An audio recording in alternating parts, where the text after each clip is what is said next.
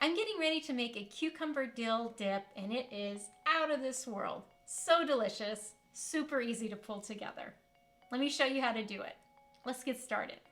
Add the following to a high-speed blender: cashews, cucumber, fresh dill, lemon juice, soy sauce, garlic, salt, and pepper.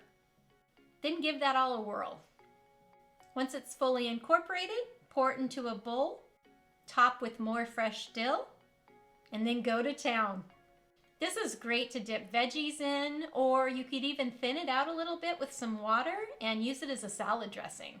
Either way, you're gonna love the taste. I hope you give this a try.